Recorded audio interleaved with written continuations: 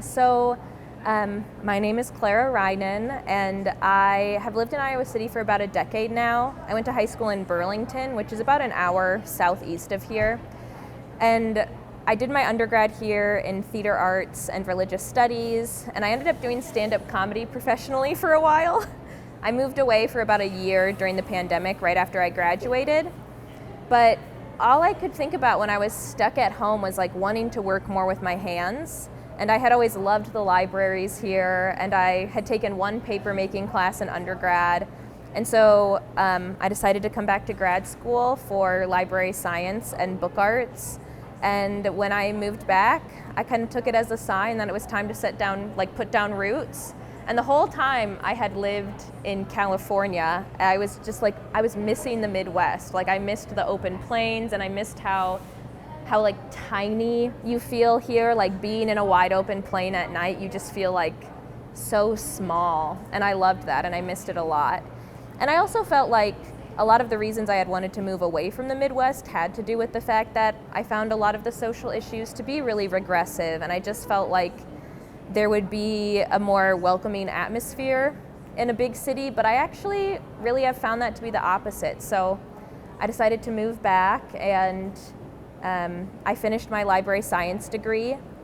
And when I was getting my library science degree, it was at the same time that the state of Iowa was really starting to attack the rights of transgender Iowans. And so it just felt like this big juxtaposition where I was learning how to be a public servant and how to get people resources and how to help them in a library setting. And at the same time, I was seeing people in positions as public servants say that they couldn't do that. And so that juxtaposition between what I was being taught and what I was seeing really didn't sit right with me. And so even though it's my last year as an MFA student, it's my thesis year in my book arts program, I decided that with the folks who are up for re-election, this would be an important year to run to hopefully get somebody who is actually going to hold true to their progressive values when push comes to shove. Okay. Yeah. Well, I feel like you kind of told me a little bit in that answer, but I guess I'll ask the question anyway. What are your top priorities if you get elected? Yeah, I have a few. Same as a lot of the other folks who are running, I really think we need to be stressing affordable housing. I really think that housing first and a housing first approach is the way that we can end chronic homelessness here in Johnson County. Shelter House already has 2 permanent supportive housing apartment buildings, and out of the folks who have received those services, 98.9% of those folks have stayed housed for at least a year.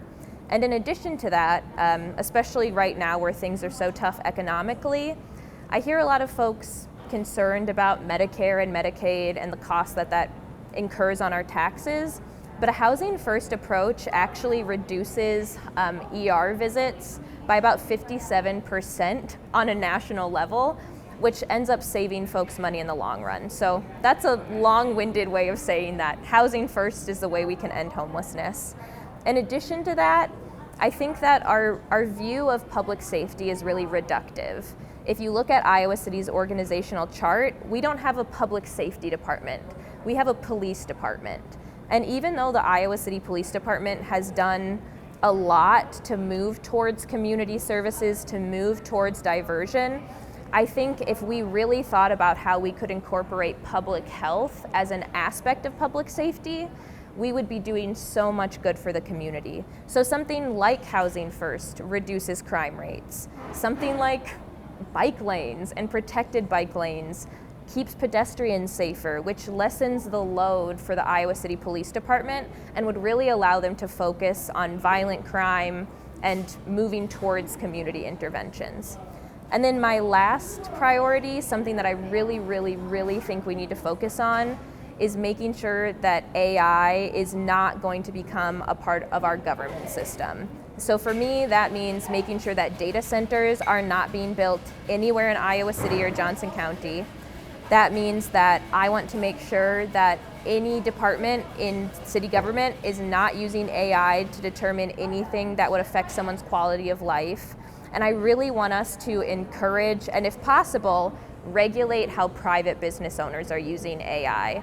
we've seen that landlords are using artificial intelligence and particularly algorithms combined with surveillance to enact discriminatory pricing. And for a city like Iowa City, where landlords have so much power downtown, if we want to encourage small business owners to set up shop here, then we need to make sure that they're being treated equitably and aren't being taken advantage of by predatory leases.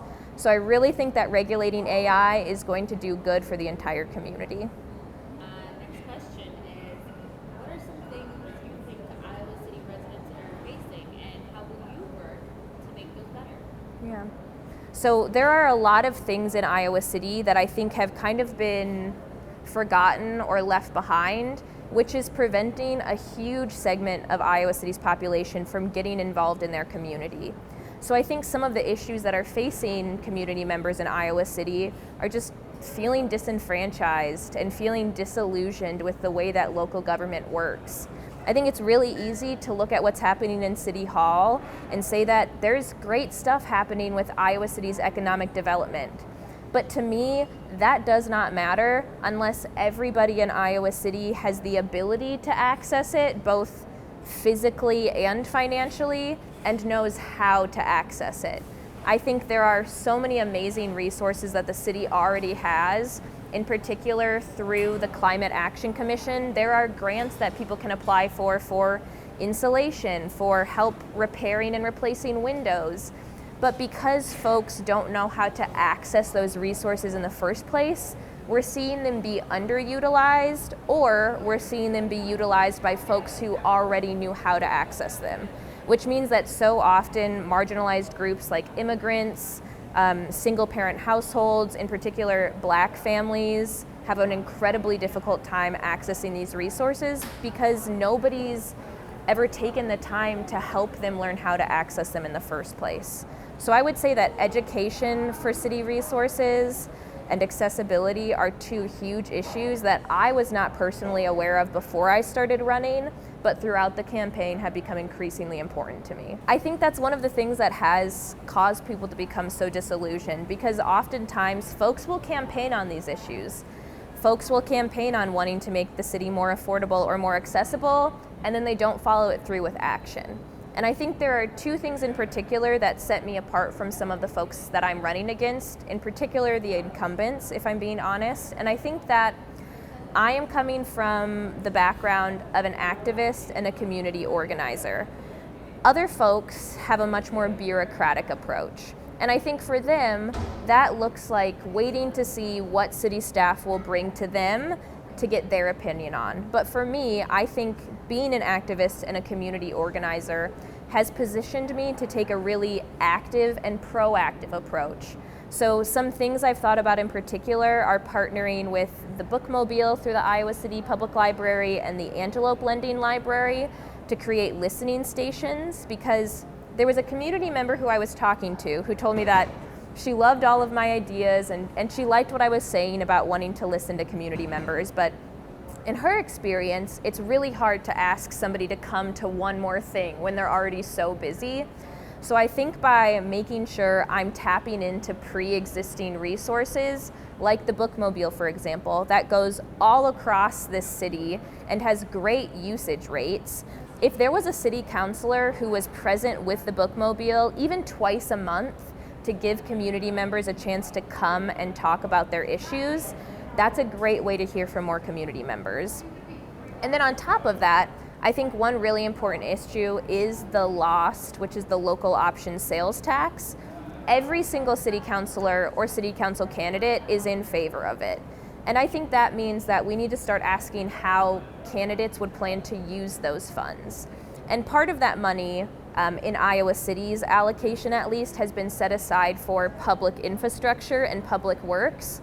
And so in particular, I think with issues like accessibility, being able to tap into that sales tax revenue as ways to improve that would be amazing. I also think that we're missing maybe isn't the right way to describe it.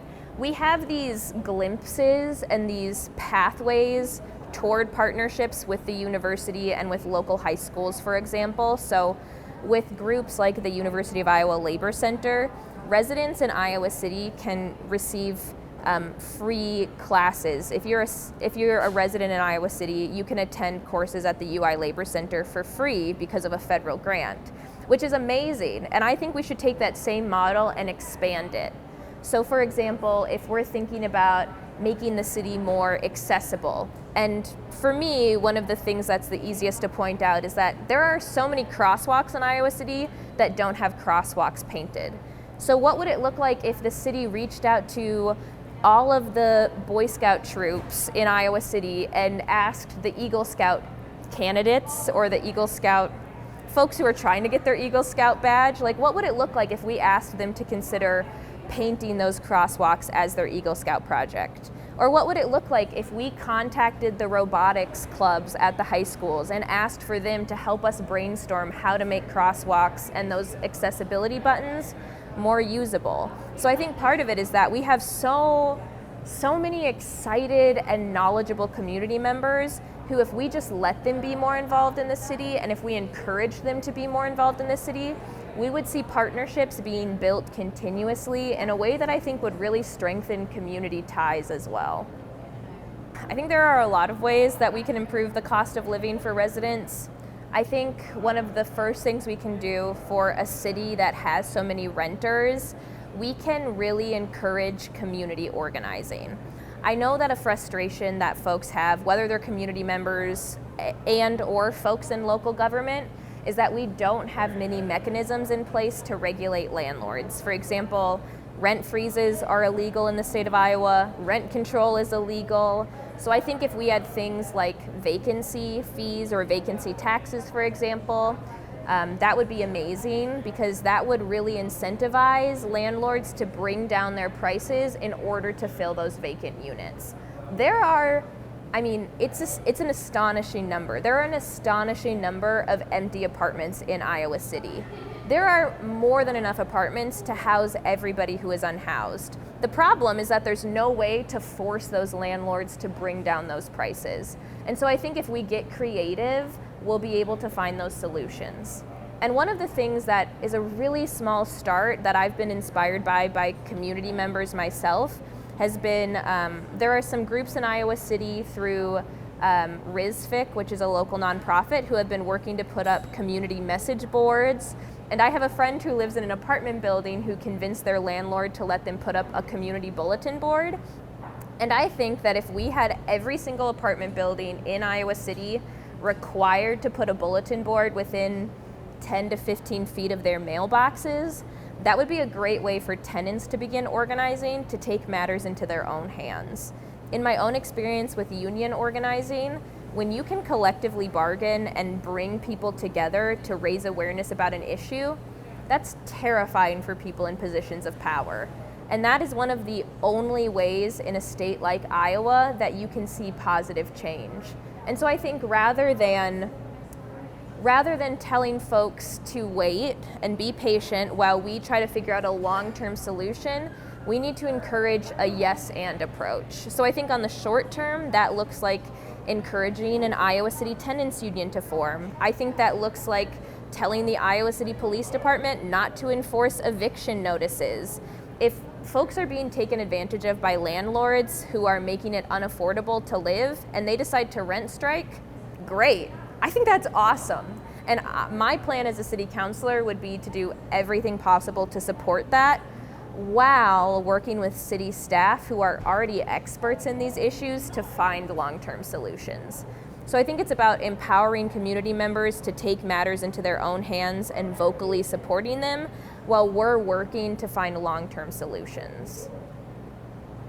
Okay. Also, I mean, this is maybe this is getting a little too socialist, but I don't know if this would be achievable in my first term as city councilor, but things like public utilities, public banking, city-owned and operated grocery stores are great ways that we can take things that are incredibly expensive and provide those same services and products at non-market rates. So I think in a city like Iowa City, those are totally possible and would actually do a lot of good work for our community in the long term. I don't think that's something achievable necessarily in my first term as city councilor, but I would like to set up the city to take those steps whether I run for a second term or not, I think positioning the city to be able to continue that work is really important to me. Okay. And I feel like, again, you're answering these questions, but I'm going to ask them again. Yeah. If elected, what are the changes you want to implement and some things you want to continue doing that has already been done by previous people that have held these seats? Yeah. I mean, there have been some really amazing steps in Iowa City in the last few years. In particular, I was really excited about the fare-free buses. I think the fare-free I think the fare-free buses do a lot of good in a lot of different aspects for our community. So for example, for folks who live far below the poverty line and don't have vehicles to take to work, the fare-free buses give them a way to get that public transportation. So we have that component where it's increasing equitable access to transportation. And then at the same time, that fare-free transit is also doing great work for our climate goals. So somebody like myself who is concerned about climate change and climate issues in particular, I see that for myself manifesting and raising awareness about AI in particular. And part of the reason why I've been able to look at these, kind of long-term lofty goals is because the city is already doing great work for climate action. They have their Climate Fest every year, which is really fun. They have, you can get different energy services, so folks will come out and see what your energy usage is at. And I think that's a great way not only to give services to people, but to create those connections for folks to know that your local government's got your back. So in particular, I think those fare-free buses and then the work that the Climate Action Commission are doing are both really great services. Just one other quick one that I want to give a shout out to the current councilors for is Dream City on the south side. I know that bringing more economic development to that area of town has been a really big priority for those city councilors. And I think that that's something they've achieved, and I'm really excited to see how we can continue to push that forward. Yeah. And then this is my last question. Okay. Assuming you win, what would you say won you the seat? Ooh. I mean, this is almost going to make me emotional talking about. I think if I win, which I would be so honored and touched to, I think really what won me the seat is the incredible work that volunteers have put into my campaign. Even though I'm still in grad school, I'm a grad student, I'm working on my thesis, I'm teaching. There would be about a 6-month period where I would still be in graduate school if I'm elected. But when I decided to run, the way that the community really stepped up and had my back was incredible. There have been undergraduates who have been door knocking for me every weekend, Saturday and Sunday, since I started door knocking. They've been to more of my campaign events than I've been able to go to. I have amazing, my treasurer for my campaign has been so incredible, and she's really made it so that I've been able to focus on meeting community members and talking to community members. Her name is Noelle, and she's fantastic. And then my campaign manager, David Sterling, they've been incredible. They've never once said to me, your idea is a little wild and you need to take a step back. They've said to me before, that feels like a lot that you're taking on top of everything else. Do you want to work on how we could delegate that to somebody else? And I think for me, that has been just such an incredible gesture of trust. And it's really spoken volumes that people believe I could do enough good for this city to sacrifice their own time to put into my campaign. So if I win, I think it would be really easy to say that it's because I've been out talking to community members and because I've been at events and because I've been connecting with nonprofits. But I would not be able to do that if there weren't volunteers sacrificing their own time and energy for free to help me do that. So it's definitely my volunteers. Yeah. Those are all the questions that I have for you. Is there anything else that you'd like to add? Yeah, I'm sure that other folks have said this, and I'm sure that this will be a focus of however these interviews come together, but I really want to remind people that they need to get out and vote, right? I think in a state like Iowa and in a situation right now where the US and the United States government have totally failed to protect community members, there is a lot more that local government has control over than we want to think there is. Like, we're the ones who, decide what streets get bike lanes. We're the ones who decide what roads get fixed. And so I think it's really easy for folks who have been disillusioned and have been completely left behind by the government to feel like their voice doesn't matter.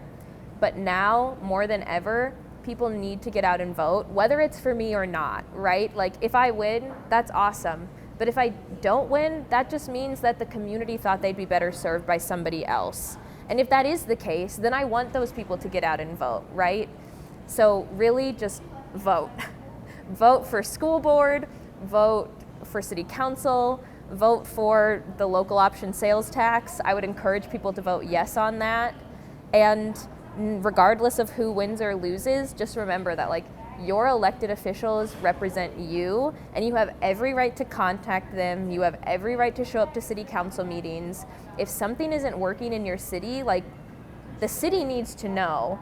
And so even if that means you take a step back afterwards, just telling people the issues that you have is a great place to start.